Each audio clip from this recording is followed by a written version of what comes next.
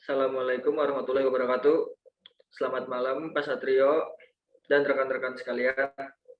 Kami dari kelompok 1 mata kuliah Etika Profesi Hukum dan rekan-rekan kelompok 1 ada Mutiara Ramadhani, Lutfi Aji, Khairul Amri, dan Yara.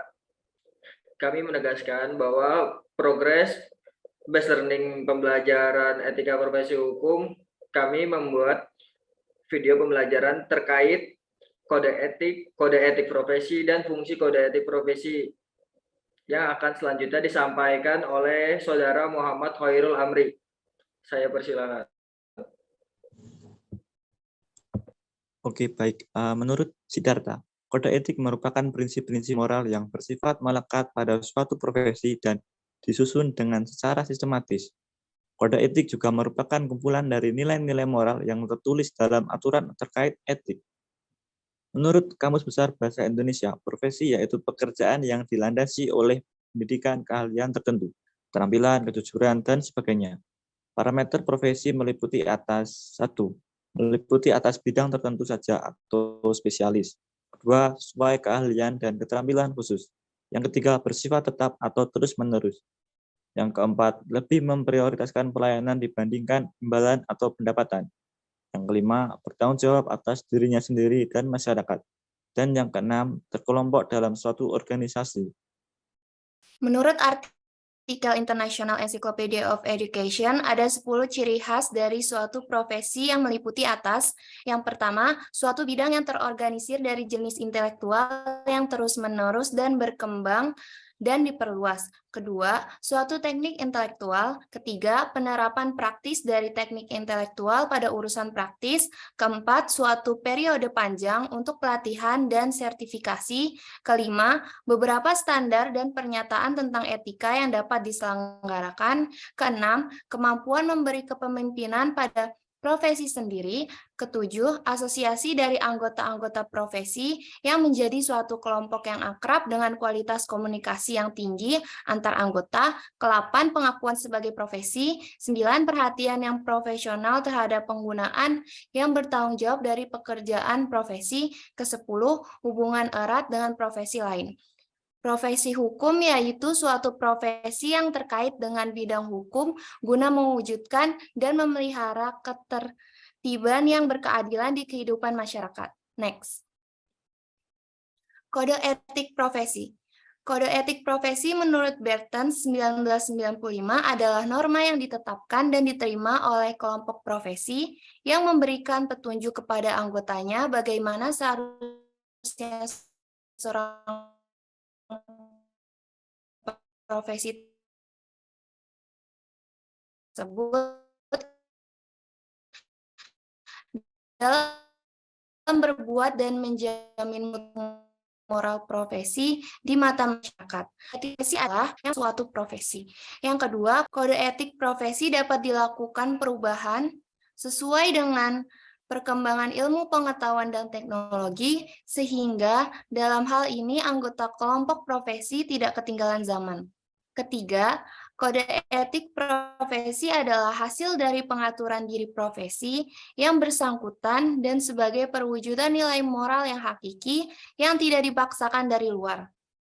Keempat, kode etik profesi hanya berlaku efektif jika dijiwai oleh cita-cita maupun nilai-nilai yang hidup dalam lingkungan profesi itu sendiri. Kelima, kode etik profesi yaitu rumusan norma moral manusia yang mengemban profesi itu.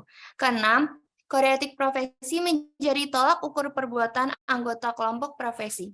Ketujuh, kode etik profesi adalah upaya pencegahan berbuat yang tidak etis bagi anggotanya. Selanjutnya akan dilanjutkan oleh Mbak Mutiara. Yang selanjutnya yaitu terkait dengan fungsi kode etik. Menurut Sumaryono, terdapat 3 alasan kenapa kode etik disusun secara tulis. Antara lain yang pertama ataupun yang A, yaitu sebagai sarana kontrol sosial, di mana dalam hal ini kode etik memberikan semacam kriteria bagi para calon anggota kelompok profesi dan membantu mempertahankan pandangan para anggota lama terhadap prinsip profesional yang telah digariskan. Selain itu, kode etik profesi berfungsi sebagai petunjuk kepada para pengemban profesi untuk bertindak tanpa merugikan diri sendiri, orang lain, maupun organisasi profesi. Adanya kode etik ini dapat menghindari adanya pengemban profesi yang bertindak sewenang-wenang yang berakibat pada mengganggunya ketertiban dari sosial tersebut.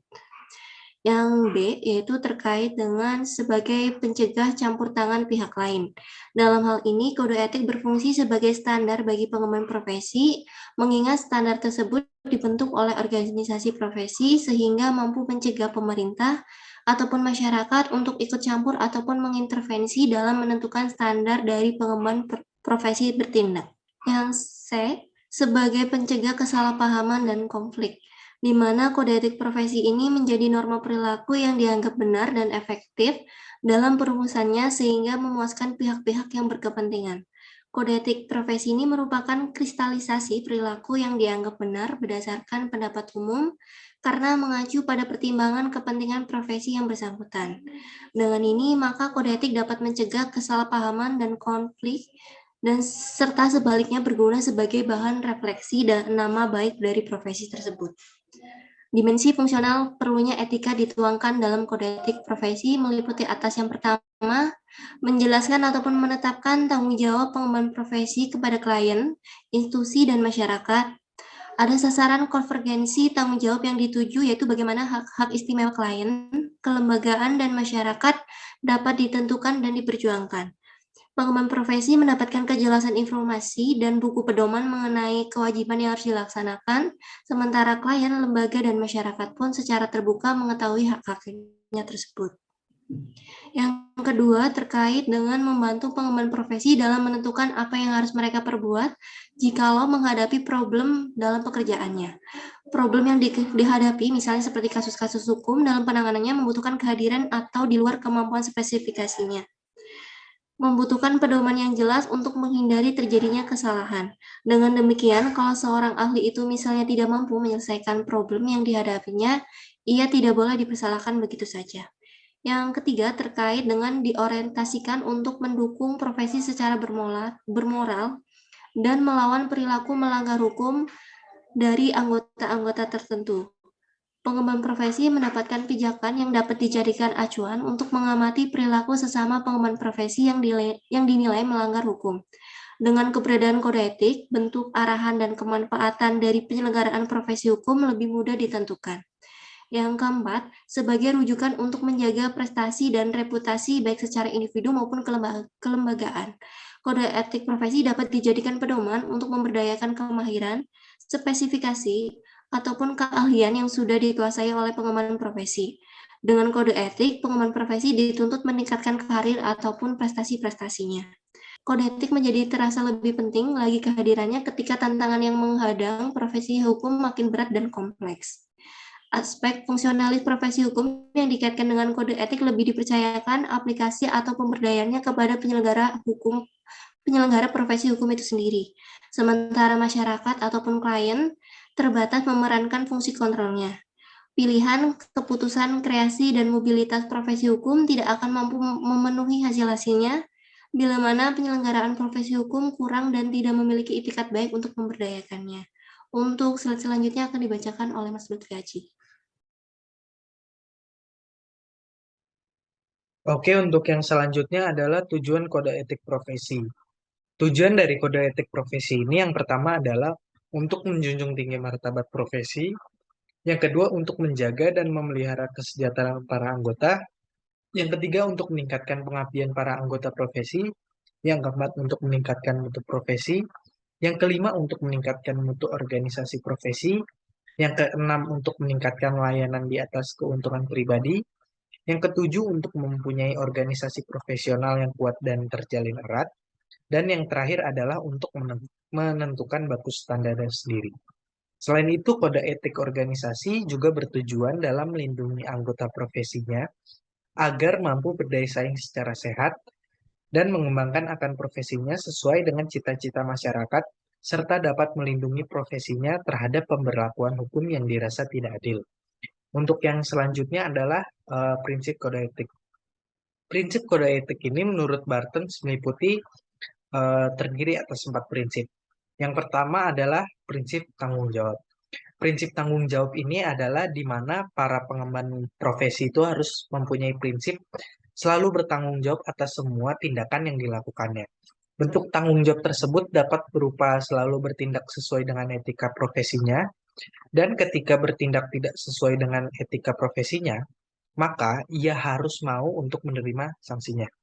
Lalu yang kedua adalah prinsip keadilan. Prinsip keadilan ini merupakan di mana para pengemban profesi dalam menjalankan profesinya harus selalu bersikap adil, tidak memihak pihak manapun, dan tidak merugikan pihak lain. Lalu yang ketiga adalah prinsip otonomi. Dalam prinsip ini, para pengemban profesi dalam melaksanakan profesinya diberikan kebebasan dan keleluasaan dalam melakukan profesinya tanpa ada campur tangan atau intervensi dari pihak manapun. Sepanjang dalam melaksanakan profesi tersebut tidak melanggar kode etik, hukum positif, moralitas, dan norma-norma lain yang berlaku. Lalu yang terakhir adalah prinsip integritas moral. Dalam prinsip ini, para pengemban profesi dalam melaksanakan profesinya harus selalu berlandaskan atas asas moral yang ada di masyarakat guna menjaga kepentingan dari profesinya, masyarakat, dan juga diri pribadinya. Oke, selanjutnya ada asas-asas etika profesi hukum. Yang pertama itu ada asas keadilan dalam profesi peradilan. Yang kedua, asas kejujuran, keterbukaan, dan kewajaran atau reasonableness. Yang ketiga itu ada asas kompetensi, kemahiran berkeilmuan. Yang keempat, ada asas kehati-hatian, kesaksamaan, dan keyakinan masuk akal. Yang kelima, ada asas profesional yang layak dan berkeadaban. Yang keenam, ada asas legalitas. Yang ketujuh, ada asas kepercayaan dan konfidensialitas. Yang ke-8, ada asas imperialitas dengan menghindari konflik kepentingan. Yang ke-9, asas kelayakan menjalankan profesi. Selanjutnya, ada asas objektivitas, asas taat pada sistem hukum dan sistem peradilan, ada asas solidaritas karsa dengan dukungan integritas profesi hukum. Yang ke-13, ada asas taat pada disiplin organisasi profesi. Oke, sekian dan terima kasih atas video pembelajaran kami dari rekan-rekan kelompok 1 untuk Pak Satrio terkait kode etik profesi dan fungsi kode etik profesi. Mohon maaf bila ada kata-kata yang salah. Semoga bermanfaat untuk rekan-rekan sekalian dan Pak Satrio juga. Kami tutup. Sekian dan terima kasih. Assalamualaikum warahmatullahi wabarakatuh. Selamat pagi, siang, sore, dan malam.